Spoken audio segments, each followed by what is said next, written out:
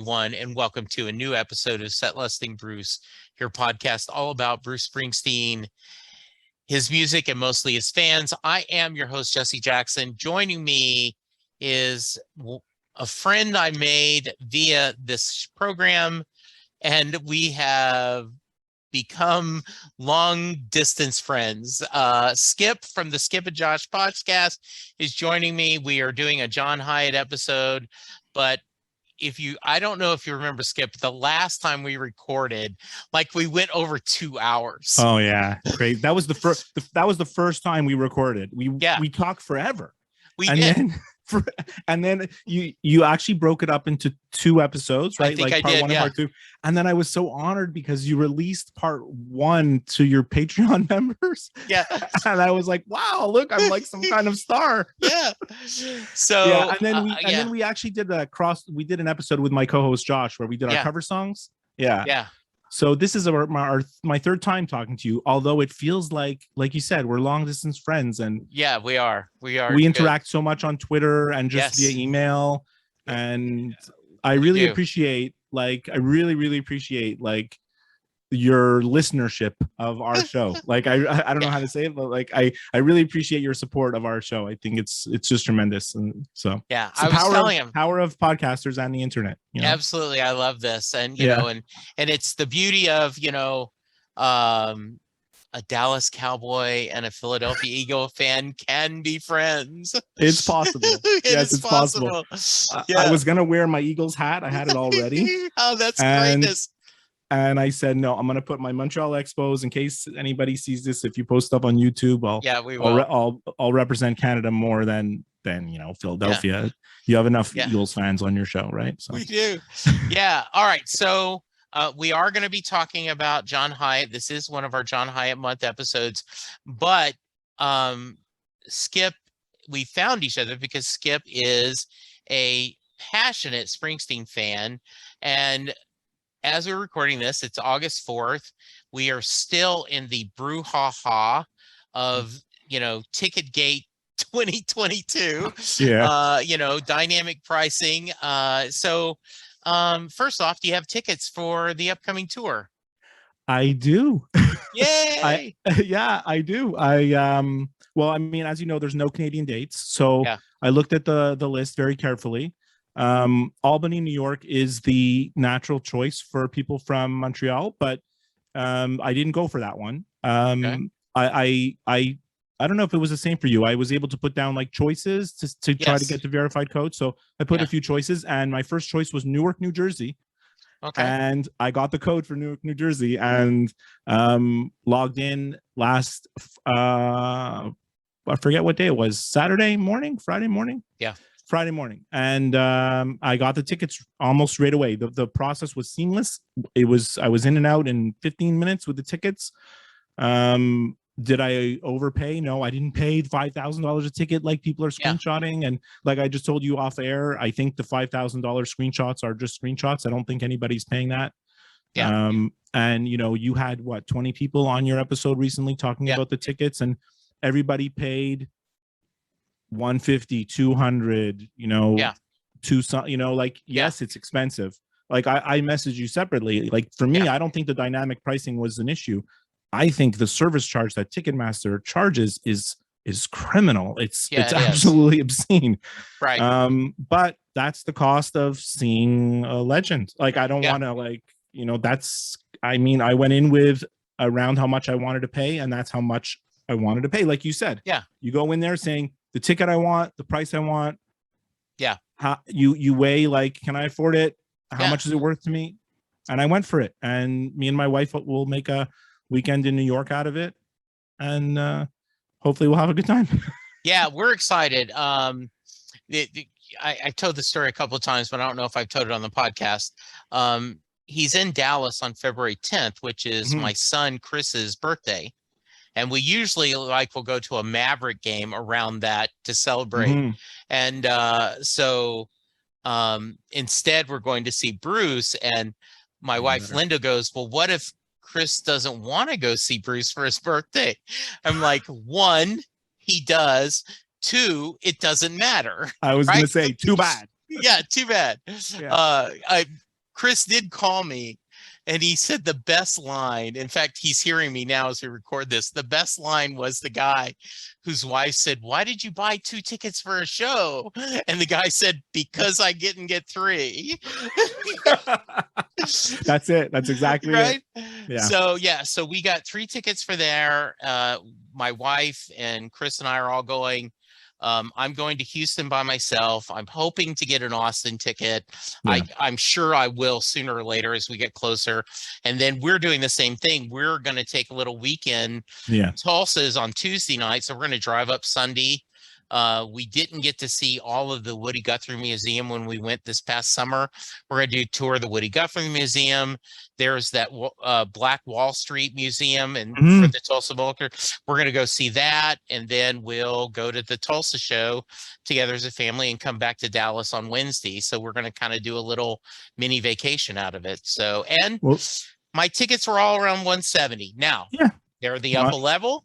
Yeah. And I also think that, and this is a safe place because this is where I got a lot of crap from people on social media, is I went in not having to have a pit ticket or a low level ticket. I'm like, get me in the building, I'm happy. Yeah, I had the same feeling. I was even prepared not to buy tickets, period, if they were too much. You know? I wasn't going to start going crazy. First of all, once it gets converted to Canadian dollars, I don't need to tell you like how much I'm paying. Imagine, so I'm paying even more.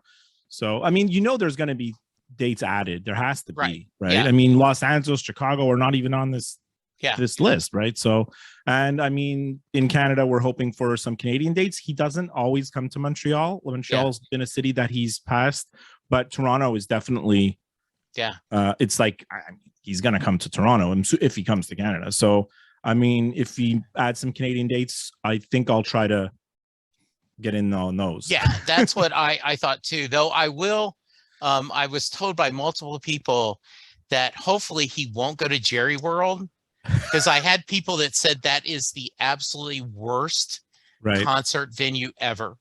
That you literally cannot hear the music.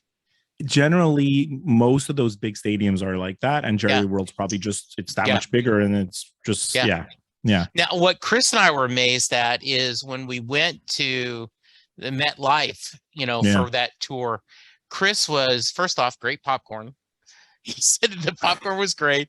Seeing all the little Snoopy and Charlie Brown things. And he said, how can the sound be that good in an outdoor arena? But it really was there at, you know, at Met. Yeah. So even though it was the home of the Giants. You know? we can't have everything. We can't have everything. Yes. So yeah, well, I appreciate the support. I'm excited. I hope Winnipeg gets a stop because of there's a fan, right? This lady on Twitter that has been pushing for Bruce to come to Winnipeg for years. God. Yeah. And so I would, if I see a Winnipeg stop, I will be so thrilled for her. I would say 50-50 right now. Yeah, exactly. Yeah.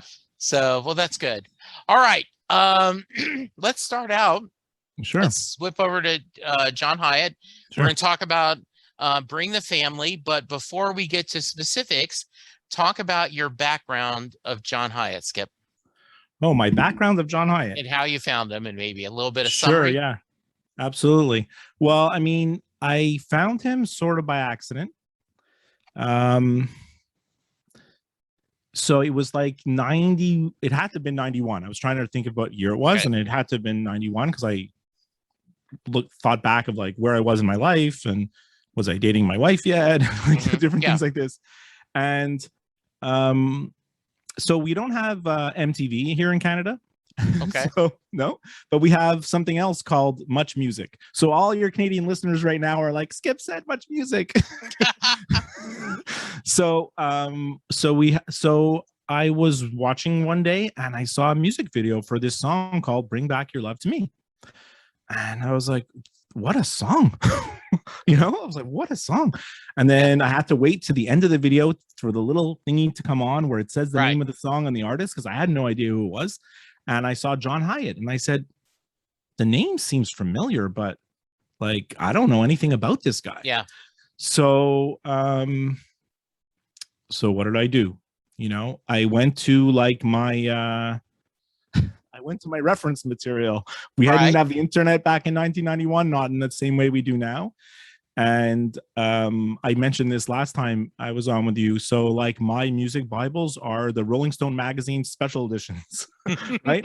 Top top 500 albums of all time, top 100, like I have all those, right? Yeah. So I said, I'm pretty sure I saw something about John Hiatt in these.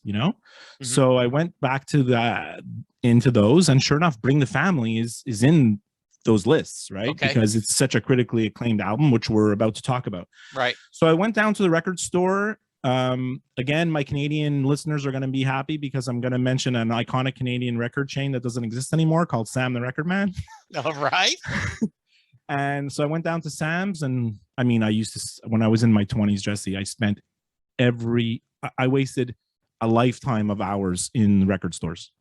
Yeah. Like looking through the stacks, looking through the CDs, looking to find new artists. What's this? Who's this? What's on sale? And I found the album Stolen Moments, and it saw the song Bring Back Your Love to Me, and I just said, I'm gonna plunk down my $18 and I'm gonna buy it. And I kind of fell in love with it right away. And then from there, it was a question of reading up about Bring the Family and trying to find information about the other albums. And, I went from one to the next. And then before I knew it, I was like this full blown fan, Yeah. But like I mentioned to you off air, like my sweet spot is Bring the Family, Stolen Moments, Slow Turning, Perfectly Good Guitar, which came a little bit later. And also don't forget about Little Village. Yes. Yeah. And so that's like my sweet spot of John Hiatt, and unfortunately I haven't just kept up with all the new albums because he releases an album like every year or two. He's very prolific, and I agree with you. I have not spent as much time watching them as much as I have, and this is one of the things that I've loved about focusing on him is I've had a chance to revisit some really favorite releases and doing stuff. Coming up on the podcast in a time I've already recorded, but I don't know when I'll release it, is Michael Elliott, the guy who wrote his biography. Oh, wow. He and I talked about Perfectly Good Guitar. So I love that album. I did too. He discussed that. And, I've got a couple other people. I did have this great moment, Skip. My friend Sam, that I talk about a lot, is he is probably, if not my best friend, definitely top 3, right? And he and I go to lunch every other week, even though we don't work together. And so he was saying, and he's so cocky and he's so arrogant, and he goes, he was in a band with Ry Cruder before he got famous. I went, no. Let me explain. Ry Cruder was in his band. Yeah, there was an album called Bring the Family that Ry Cruder was in among these other guys, and it was kind of the first album that kind of captured lightning in a bottle. Yeah. And then they tried to do a band, and for some reason it just didn't click again. But I said, I feel very happy that I was able to correct you on something. And he's like, yes, you should. So right. Yeah. So we are talking about Bring the Family. I think that most Hiatt fans or people who study John, Bring the Family is a dividing point. It's his version of Born to Run. Is that it clicked. Everything he had been doing before. This is actually his 8th album. It was the first album to chart on the Billboard 200. We're going to talk about some of the songs on it. I would think arguably Have a Little Faith in Me could be the most played song and covered song from this album, and it was not released as a single, right? Which is hilarious. So how do we want to do this? Do you want to kind of go by album by track by track? You want to just kind of Sure. pick a couple that you want to discuss, or you tell Well, me? yeah. I mean, I definitely picked a bunch of songs that I like the most, and they're those songs that people know. They're the songs you're not going to be surprised by them. Right. Exactly. Yes. I don't think so. Yeah. I don't think so. What's great about John, like, just before we dig into the album, you always like to ask, like, what drew you to him, and I said, I liked it and everything, but like, he's an incredible songwriter in his own personal way. Like, he writes about incredibly personal stuff. First of all, your episode with Betsy about the Stolen Moments album was absolutely incredible. Absolutely. I mean, so Betsy can directly relate to what he's trying to say in many of his songs, sobriety and overcoming, and just the twists and turns of life, this stuff like that. And you don't have to identify it so personally to love the music. You like I don't know if you've heard me say this on my podcast with Josh, when we talk about music, my golden rule is I hate to look up the meaning of lyrics of songs, because I prefer whatever I think it means. I prefer that sometimes. And sometimes you look up the actual meaning of a song and then you're like, oh, that's what it's about. Oh God, like, I don't want to think about that. I like what I thought it was about better, or just like just a beautiful song with beautiful harmonies and lyrics that don't have to mean anything to you. Right. But the beauty of John's music is the songwriting, the humor, the I don't know, it's not just humor, it's like wit, or this like tongue-in-cheek type of lyrics that you can't hear with any other singer. And I'm going to talk about a couple of those now. I mean, you mentioned them with Betsy already a little bit, but you guys didn't stick to just Stolen Moments, obviously. And like when we were talking, as I said, when Michael Elliott was on, he talked about in Buffalo River Home and the lyrics. Now, there's only two things in life, but I forget what they are. Right, exactly. I mean, what a great line. But he has lines like that in so many songs, Yes. And so, like, I texted you, I direct messaged you on Twitter early in the week saying I'm looking forward to our recording session on Thursday night. And I said, I'm going to have John Hiatt on, just repeat the whole week. And that's what I did, right? That's what me too. I have. And then I discovered like some songs that, I mean, I know all the songs, but you kind of like, oh, this is like a bit of a hidden gem, that I hadn't paid attention to, or you just hear lyrics or sounds that you didn't hear before. And, so, I mean, so the thing about Bring the Family is, like you said, it's a super group, right? It's his Born to Run. Yeah, we should bring that up. There's John Hiatt doing acoustic guitar, vocals, piano, Ry Cruder doing electric guitar, harmony, sitar on Your Dad Did, Jim Keltner, who was on drums, and Nick Lowe. Yeah, and then Nick Lowe playing bass. Right. And Jim, they said, is the leading session drummer in America. Oh, absolutely. So these were the four that were doing this, and they did catch lightning in a bottle. I absolutely agree. All right, so let's kick it off. You pick a song and then we'll go from there. Okay. Well, I mean, the song starts, like, sometimes there's a song that will start an album. Yeah. And sets the tone for that album. Like you mentioned, it's his Thunder Road, right? Yeah. Born to Run starts with that song. Yeah.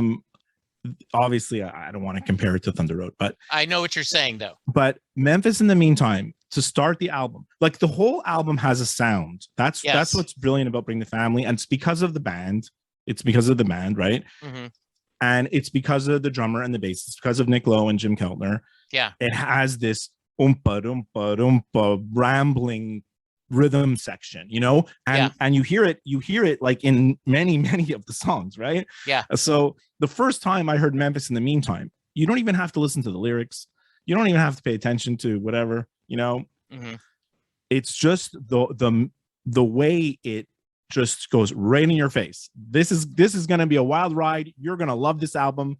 And this song represents everything about this album that you need to know, right? It's like it's right there, it's all right there for you to hear in the first song. So Skip, I don't want to overemphasize, and I'm sure my hardcore, the people who don't know John Hiatt and my base audience that love Bruce are going to think that we're being sacrilege. But Thunder Road starts you, hey, get in the car, we're going on a journey. Yeah. And Memphis in the meantime is, I like country music, I like mandolins, but right now I need a Telecaster through a Vibro Lux turned up to 10. Yeah. Put the cow horns back on the Cadillac. Let's go. Right. Yeah. I mean, if nothing else, we'll get and if you've ever been to Memphis, which I strongly recommend, it is a great city to visit. There is so much music history. There are so many music museums. There's the Stack Museum. There is obviously Graceland. There is, Sun Records. But, and the whole idea of, and Rendezvous is a great rib place, yeah. And so, and it just I just need, we need to get, I need to get down and dirty. I need some trumpet and saxophone. I need this rhythm and blues is just so beautiful. Yeah. It's tremendous opening of the album, and so I mean that's definitely one of my favorites just because of the how like in your face it is right from the start. And then you mentioned the other song with Betsy. I'm going to mention a few, but like Your Dad Did, that's my favorite song on the album. That's like, I mean, what a song. I mean, I discovered this in my 20s. I wasn't a dad. I wasn't married. I was, young guy who didn't know anything about anything, And, over the years, it's when you listen to it now, it takes on a completely different meaning. I don't want to get emotional, but like. Well, Skip, I'm going to right there with you. Yeah. When this came out, Linda and I had been married only 3 years because we got married in 84 and we did not have Chris till 89. Yeah. So there's no even thought. And in fact, we had given serious thought to never having kids. Wow. We just said, I don't know if we're going to do this. But the whole idea of you go to work just to watch some jerk pick up the perks you were in line to get. And the guy that hired you just got fired. Your job expired. They just ain't told you yet. So you go and buy a brand new set of wheels to show your family just how great you feel. Acting like a kid, just like your dad did. Right. How many times do you put on a brave face for your family? Oh, all the time. Right. I mean, our kids are grown-ups now. Yours is an adult. Right. Like mine are on their way. My son's 21. My daughter's 19. Right. But when they're little, it's like they think their parents are invincible. You look at your parents in a different way, and then at some point when you're an adult, you realize your parents are just people. But when you're in your 20s, you really think you're invincible. And then as you get older, you look at life in a different way. And, like you said it with Betsy, and I don't remember exactly what you said. It was something like, we have these blessings and these curses that are passed on to us by our parents. I don't know if it's like something along those lines you said, right? Like, like every parent's going to say, I'm not going to be like my parents. I'm going to raise my kids different. I'm not going to be how my parents are. Right. And then as you get older, you cannot hold it back. Like there's no winning that battle. It's impossible. You hear your father's voice, you hear your mother's voice, and Absolutely. you go right. Look, my dad passed away, Jesse, in 2009. Yeah. And it happens so often. It happens so often that like I'll just like we'll be doing something or whatever, any random thing, and I'll just say to my wife or I'll say to my kids, I'm like, my dad used to say. Yeah. And I'll give them a little quote, or if we're going out for a fancy dinner, we're at a restaurant and we've just paid X amount of money for a fancy meal and we're on our way out, and I'll tell my kids, go get a bunch of mints. go get a bunch of mints. And they're Yes. like, why? I'm like, that's my dad always says, we'll get them on the candies, you know? Well, Like, it's just stuff like that. It's just stuff like that, you know? Those are So I did not mean it once, but I did not know I was setting something in stone. But we were at a Subway, and we had ordered our sandwiches, and they look and they go, "Do you want, do you want it? Do you want to make a combo?" yeah. And I go, "No." And I look at Chris and I say, "We've got drinks and chips at the house." Right. Okay. And so now that is, anytime we go out, Chris will go, "Yeah, we got drinks and chips at the house." And you know what, Chris? When you have your own family. Exactly. He's going to say that. So, I mean, like, I compare this song to, like, it's like the circle of life, it's just, that's the way things are going to be. But the humor, Yeah. and you didn't want to give away the punchline no, it wasn't the episode with Betsy. It was the episode that you recently reposted from 2018 about John Hiatt. You didn't want to give away the punchline, but I'm going to give it away now. Please do. Yes. All hands fold as the 2-year-old says grace. She says, help the starving children to get well by letting my brother's hamster burn in hell. Yes. I mean, that is an LOL moment encapsulated in a song, It is perfect. Yeah, every time I hear that lyric, and there's other lyrics that we're going to talk about, and then in Stolen Moments, there's their own lyrics, that's what John Haitt's about. It's just about taking pleasure in living life in the moment and taking pleasure in all these little things. That's a lot of what it is, Yeah. And there is such a beauty to that. Yeah. That it is this joy and this peace and a whole lot of love, right? Yeah. To quote John. Yeah. Thing Called Love is probably the song that made him lots of money. He jokes about that when you see him live, that because of that redhead, which is funny because Bruce calls Bonnie Raitt his second favorite redhead, right? But the reason he spent all 3 kids to college was she covered A Thing Called Love. I mean, A Thing Called Love was so popular. Bonnie Raitt's version is so popular. But when I listened to it this week, like somehow when I listened to the Bonnie Raitt version, I never really caught all the humor. You don't. But the way John sings it, it's a lot more tongue-in-cheek than hers version is, even though it's the same song and it's really arranged the same way and everything, right? I ain't no porcupine, take off your kid gloves. Like that's classic John Hiatt right there, yeah. And then you mentioned Have a Little Faith in Me. I mean, this is like when I was listening to John Hiatt all week. So what happens is I work and I have my office in the basement, and then 5 or 6 o'clock I come upstairs. I'm the one that makes dinner, I'm the cook. Okay. And it's by choice because I love doing it. It's like my therapy, right? So whatever I'm making for dinner that night, I put on music while I'm cooking. So this week it was John Hiatt, and my wife knows the songs because this is the 90s is when we were dating, and this is the music I listened to, and she knows it all. And she came with me to the only time I saw him in concert was in the Perfectly Good Guitar tour. Okay. And she loved the concert, even though she didn't really know the songs, right? So as I'm listening to the music, and then of course Have a Little Faith in Me comes on, she's like, oh well, this song, I mean, she's heard it a million times. It's been in like a million movies. Like Mandy Moore did a great cover. A lot of people did a great cover, but I remember in the Studio 60 and the Aaron Sorkin show where they were their version of Saturday Night Live, right? Right. And there is a scene which kind of you don't know that there's one of the characters is having a baby and it's not going well, and the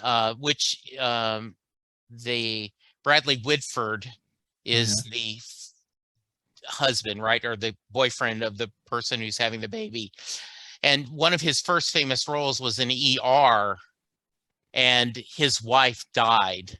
Oh God. Of this thing that this character in Studio 60 is having, right? So Matthew Perry is a very devout atheist, I and remember he's this show. I yeah, remember right. this show a little. And Not there is this a episode, but scene, this yeah, show. Yeah. and there is at the end they start um have a little faith in me. Yeah. It's And been played in. and Matthew Perry looks up and says, I don't believe in you, but if you're there, show me something. Right. And it's Right. such a powerful moment.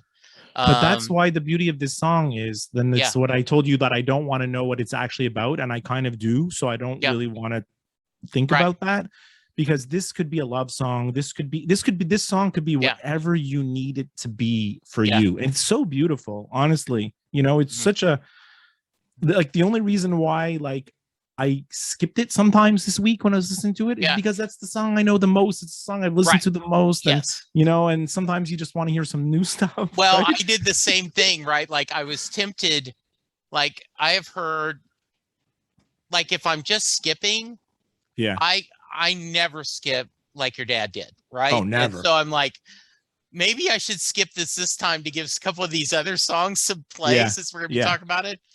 But you know, when your back's against the wall, just turn Oh. around and you will see. I'll be there. I'll be there to catch your fall. So have a little faith in me.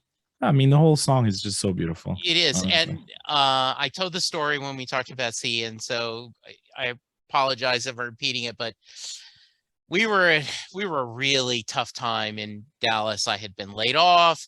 I didn't think I was going to be able to find a job. I was throwing the newspaper to make extra money, and we went and saw John by himself, and he played that song, and I just started having tears. Yeah. Because you know, you've got your wife, and you're like, I'm have a little faith in me. I'm going to be, you have trusted me to be your partner in this companion, this journey, and just keep believing in me. I know we're going to turn this around, right?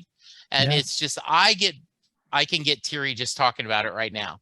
Wow. You know, it is just amazing. Absolutely. So I wrote down the other songs that I really Okay, like. I don't have as good. much to say about them, but Okay, I that's really, fine. I really like "Thank You, Girl." It's a tremendous. Oh, me too.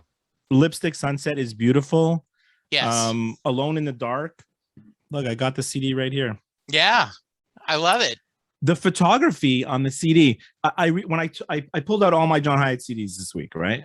Yay. It's fun to look at CDs. Like, we don't do that anymore. We don't, do we? The liner notes. The book is Yeah. so beautiful. There's a picture on the inside, again with drinking the coffee, which goes with the back cover. Yeah. It's really something, you know. Yeah. Yeah. Mhm. Yeah. So I mean, those are the other songs that I really like. There's not a bad song on this album. Like, No, there really is you not. don't. Head to toe. Well, there's only 10 songs, right? Right. It's very succinct. quick. Yes. Learning How to Love You. I also agree. Beautiful. Another great Yeah. song. Yeah, I think this is really amazing. It set him up for future success. Yeah. And so, yeah, I really, Well, I mean, you know the whole appreciate story of this album. Like, after he got dropped by his record company, John Hiatt's had a long career, right? But like, Yeah. the early years, he was like a kind of alt pop star, right? Like, Yeah. you talked about, like, he was compared to Elvis Costello, you know? Yeah. And then he didn't have any commercial success, so they dropped him. And he thought, that's it, my career's over. And then some guy in England who owned a record store convinced him to, like, record.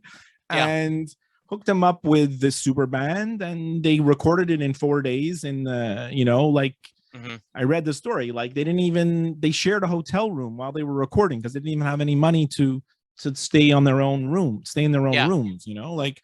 And yeah, this album set him up with A&M Records to Mhm. continue recording them until this day, right? Yeah. Yeah. And it is really amazing. I absolutely agree. This is one of those, this is a CD you need in your collection. Yeah. This is one that needs to be in a rotation. Yeah. Really, really well done. Totally agree. Yeah, Yeah. like I said, I bought Stolen Moments first, but that was Yeah. just by accident. But Right. and I know we already compared it to Born to Run, which is ridiculous, but whatever. It is what it is. Yeah. And but it's also in a way how you always say Born in the USA is the gateway. Yes. This is the gateway to John Hiatt in a different way, because it is his best album, but it's also like, if you want, it's funny because I was thinking about how to speak about John Hiatt on your show, because every guest you have is passionate about Springsteen, and every listener is passionate about Springsteen. Yes. And we all know all the versions, and we all know all the songs, and we know Prove It All Night 78, Jungle Land 80, everybody knows all the inside info, like we know all the secrets. And now you have people listening, and they're like, there's people going to be like, who's John Hiatt? Right. Right. So I would say, for those who want to be initiated into the world of John Hiatt, Bring the Family is the album to start with. I absolutely agree. All right. Perfect. I was going to ask you final thoughts, but you just did great. I totally agree. If someone wants to reach... you asked me to give it a rating with a funny... Oh, yes, that's rating. Right. Yes. So I would give it 9 out of 10 hamsters. All right. And I would give it 9 out of 10 bowls of oatmeal. Bowls of oatmeal. Yes. Yeah. Perfect. Absolutely great. Yeah. All right. If someone wants to reach you, tell us how they can hear your incredibly entertaining podcast. Oh, thank you. And how to reach you on social media. Sure. So the Skip and Josh podcast, we've been doing it for 5 years, more than 250 episodes. Like, I didn't talk about this at the beginning, but we started off as a sports podcast every week, talking about the week of sports, or every 2 weeks. And then the pandemic changed that. And there was no sports. So we changed our format, and we never stopped. So now we do our favorite topic of the week, So it's what are the most recent episodes, most hated sports franchises, most rewatchable movies, favorite albums of the 80s. We did an episode of quotes from Love Actually. You want to talk a very narrow episode, and I loved that episode. I was sending my quotes, and it just, I think what we'll do is I'll just repost that episode at Christmas again, every Christmas, right? I know, it was perfect. Like we did an episode, our most recent episode is all about the show Ozark, for those who are fans of that show. So, it's a wide variety. I mean, we're still most passionate about sports, so we always tend to come back to sports. But the beauty is, you can listen to one episode, you don't have to listen to the next one, or you can decide which one you want to listen to. And I'm Skip. I'm in Montreal. My co-host is Josh. He's in Toronto. So you can get us on skipandjosh.com, on Twitter at skipandjosh, Facebook, our email, skipandjoshshow@gmail.com. However, all the normal ways, Yeah. By the way, I tell your story to a couple. I've had other podcasters on the podcast, and and they'll tell the story about how they started, and over half of them are your story. Oh yeah. We were talking anyway, and we said, we might as well record this. Exactly. Because we're going to keep talking, and we might as well just throw that out there. There is a conversation that we had. Okay. I don't know if you listened to our episode that we did in Las Vegas. Yes. Okay. So you could take this out of the podcast. No. Whatever. Okay. We were with our group of friends, right? Me and Josh and 3 other guys. And we're all from different places. One guy lives in Pittsburgh. One guy lives in Atlanta. 2 are in Montreal. Josh's in Toronto. And we all converged in Las Vegas, and we had a weekend together. We're out for dinner at a restaurant, and our friend Sean just starts talking. I don't even want to get into it now, but he just starts talking about something specific about hockey. And we had the most heated debate at the table among the 5 of us. The waitress was scared to come over and ask, "Do you need anything to check?" We were the only ones left in the restaurant. It was so heated. It was unbelievable. And those are the kind of things that me and Josh used to have on the phone, these incredible conversations. And we were like, why don't we record this and let people hear our opinions about this random stuff? So that's awesome. That's how it started. That's great. All right. Listeners, go check out John Hiatt, Bring the Family. Let me know what you think. Please check out Skip and Josh. They are so funny. You can go through their ISK and just pick a couple episodes, the topic you like, and they are great guys. And yes, they were nice enough. We did a crossover where we picked our favorite covers and we had a blast. So sounds great. All right. Go talk to your family doctor, get boosted, get vaccinated, and let's be kind to each other because that's how we'll get through this. Skip, thank you. Hey, we had so much fun. Let's do this again and we'll talk about another album, okay? Let's do it. All right. Thanks, everyone. We'll talk to you soon. Goodbye. Hello, everyone. I am Jesse Jackson, and I hope you enjoyed this small clip from one of my Set Listing Bruce episodes. I'm always looking for feedback and, more importantly, guests. If you want to share your Springsteen fandom story and answer the Mary question, post below on the comments or send me an email to setlistingbruce@gmail.com. If you're passionate about other musicians or topics, I'm always up to record a B-side episode where we get off the Bruce train and dive into other topics. For now, stay hard, stay hungry, stay alive. Meet me in a dream of this hard land, and I'll see you further on up the road.